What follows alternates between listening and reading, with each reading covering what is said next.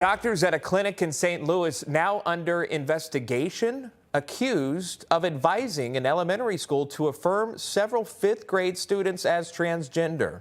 That despite a teacher who warned them that the children were likely just copying a friend. A group called Parents Defending Education has obtained emails showing a staffer at the school reaching out to local experts for advice on the situation. All happened back in 2021 in October. Now the Missouri Attorney General is officially investigating what he called, quote, disturbing allegations that the local children's hospital has been harming hundreds of children each year. For that report, we want to bring in Nicole Neily. She is the president and founder of Parents Defending Education, the group we brought up earlier. Good to see you, Nikki. Thanks so much for coming on. Thanks for having me. Absolutely. Can you tell us what's going on here? We were talking about the teachers being involved, reaching out to different, what are being called experts. What I did not see were anyone reaching out to parents. Were parents ever brought into these conversations? Sadly, no, and that's something that's really disturbing. So what we did a few months ago is we filed these public records requests with school districts around the WashU Gender Clinic to see if they had been partnering with local school districts, and if so, what that looked like. And as came out in these FOIAs, it was absolutely horrifying that they were giving teachers, administrators advice on how to suppress information from families, be it on this the fifth grade gender contagion, as well as several weeks earlier, we also found that there were girls that had been passing out from chest binders, and the gender clinic actually advised the school to keep that information secret from parents.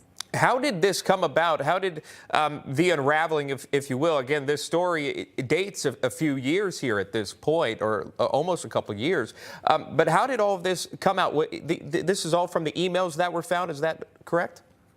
Correct. Yeah. Unfortunately, it seems like this is a very active gender clinic that has been operating for many, many years, doing these kinds of, shady things. As we saw from Barry Weiss's terrific reporting at the Free Press a few weeks ago, there was a whistleblower that came out who had been working in that clinic, and she said she is ideologically to the left of Bernie Sanders, and she thought she was helping people, but now realizes that all she was doing was harming very, very troubled children. And so I think just this constant drumbeat of stories coming out of this clinic, as well as other clinics across the country, should really give parents pause as to whether their school is partnering with clinics, and if so, what information is being withheld from them as well. Well, this is, let's talk about the emails that you've obtained. The first one will show from the school to the clinic, all right, school to the clinic, asking for guidance for these students, asking if this is common, saying in part, quote, one of the students in the fifth grade class is coming out as trans, goes on, and now several of her friends are also saying they are trans. The advice in part from the clinic's co-director to the school was to encourage the youngsters to, quote, explore parts of their identities, including sexuality and gender.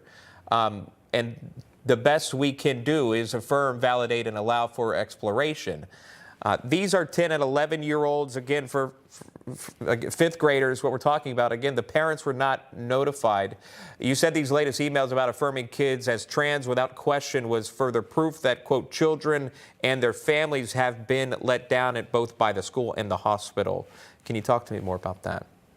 Yeah, I think what's really concerning is the teacher asks, is this, like, for all intents and purposes, a social contagion? And that idea is swatted down by the gender clinic. And so to me, the lack of intellectual curiosity about what is taking place, why are a vast number of 10-year-olds in a single classroom suddenly identifying with a different gender, that there is no suspicion that there is any kind of underlying social phenomenon going on, but just affirm, this whole idea of child-led guidance, education. How many 10-year-olds really know who they are at that point in time? And so maybe there is a reason that so many adults, family members, teachers, et cetera, are supposed to guide a child's upbringing and not just absolutely defer to them. My 5-year-old wanted to be a truck, and certainly, we didn't put wheels on him.